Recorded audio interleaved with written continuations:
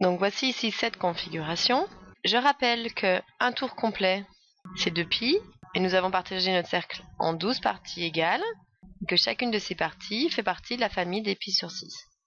Première chose, ici, on va commencer par une partie blanche, puisqu'il n'y en a qu'une. Ceci vaudra π sur 6. Ça sous-entend que le reste, puisque j'ai partagé en 12, il va m'en rester 11. Ici, on va faire un premier décompte. 11 π sur 6. 1, 2, 3, 4, 5, 6, 7, 8, 9, 10, 11. Le deuxième, ici, je vais en avoir 2 de π sur 6, mais 2 π sur 6, c'est π sur 3. Donc si j'ai π sur 3, on se souvient, la famille des π sur 3, en fait, il m'en fallait 6 pour faire un tour complet.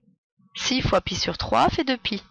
Ça veut dire qu'ici, je ne vais plus compter en π sur 6, puisque j'ai une famille qui est un tout petit peu plus intéressante, la famille des π sur 3. Donc si j'ai 6 fois π sur 3 qui fait un tour complet, j'en ai pris 1, ça veut dire qu'ici, il m'en reste 5. On vérifie. 1 π sur 3, 2 π sur 3, 3 π sur 3, 4 π sur 3, 5 π sur 3, ou si vous avez compté en π sur 6, vous en aviez trouvé 10. Mais 10 π sur 6, c'est pareil que 5 π sur 3. On continue ici. Nous avons 3 parties en π sur 6, mais 3 fois π sur 6, c'est π sur 2. Et je le vois, puisque ici j'ai un angle droit. Donc je vais compter avec la famille des π sur 2.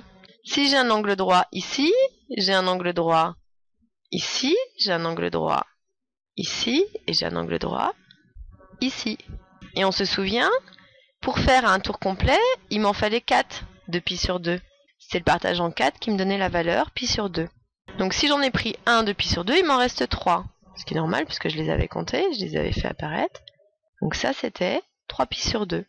Donc en comptant le suivant, j'en ai 1, 2, 3, 4, 5. Donc ça représente 5 π sur 6, que je ne peux pas le simplifier. Donc si j'en ai 5, le total, je vais en avoir 12. Ça veut dire de l'autre côté qu'il m'en reste 7. Le suivant, donc on va compter plutôt le rose, il y en a moins. Donc à son tour, il y en a 1, 2, 3, 4, 5. Et s'il y en a 5 π sur 6, j'en ai toujours 12 au total de π sur 6, ça veut dire qu'il va m'en rester 7. On continue. Ici, en rose, sur le suivant, j'ai 1, 2, 3, 4 π sur 6, mais 4 π sur 6, en simplifiant, c'est 2 π sur 3. Donc maintenant, je vais compter avec la famille des π sur 3. 1 π sur 3, 2 π sur 3. C'est vrai. Donc, ce qui me reste de l'autre côté, c'est 1 π sur 3, 2 π sur 3, 3 π sur 3, 4 π sur 3. Et je le savais, puisque, en fait, dans la famille des π sur 3, j'en ai 6. C'est le partage en 6 qui donnait la valeur π sur 3. Et vous avez dû compter, si vous avez compté en π sur 6, 8. 8 π sur 6, c'est pareil que 4 π sur 3. Et le petit dernier, on voit qu'on a partagé notre cercle en deux. Donc ça veut dire que en blanc, j'en ai π, et en rose, j'en ai également π. Donc vous voyez que la famille des π sur 12, en fait, elle recoupe les autres familles. Mais ici, ceux qu'on ne peut pas simplifier, c'est 5 π sur 6 et 7 π sur 6.